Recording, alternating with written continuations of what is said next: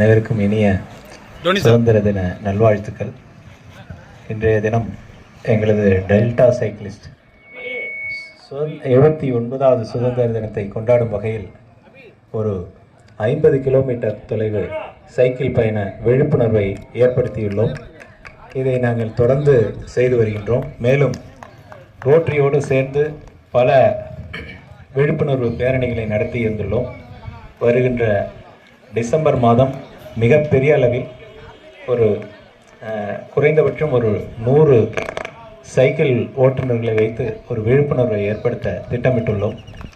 இந்த வகையில் இந்த நேரத்தில் நமது உதவி ஆளுநர் அவர்களை இந்த நேரத்தில் எங்களை மரியாதை செய்ததில் ரொம்ப மிக்க மகிழ்ச்சி. அதே போல் இந்த டோனி பாய்ஸ் கிரிக்கெட் கிளப் வந்து 14வது வருடத்தை வெற்றிகரமாக உள்ள எல்லாருமே எங்களோட நிறைய பயணித்தவர்கள் தான். அவர்களுக்கும் இந்த நேரத்தில் வாழ்த்துக்களை தெரிவித்து, இந்த விளையாட்டு மூலமாக உடல் நமது வலிமையையும் நமது அதாவது என்ன எப்படி சொல்கிறதுன்னா, ஒருத்தருக்கு உடம்பு தான் ரொம்ப முக்கியம், பிரதானம். அதுக்கு வந்து எந்த ஸ்போர்ட்ஸ் வந்து ரொம்ப முக்கியம். ஈவன் அது சைக்கிள், கிரிக்கெட், எது வேணாலும் இருக்கலாம்.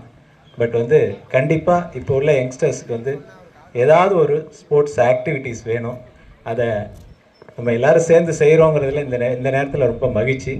இதை இன்னும் நம்ம வந்து இதை இன்னும் விழிப்புணர்வை ஏற்படுத்தணுங்கிறத கேட்டுக்கிட்டு நமது உதவி ஆளுநருக்கு மீண்டும் நன்றியை தெரிவித்துக் கொள்கிறேன். நன்றி, வணக்கம்.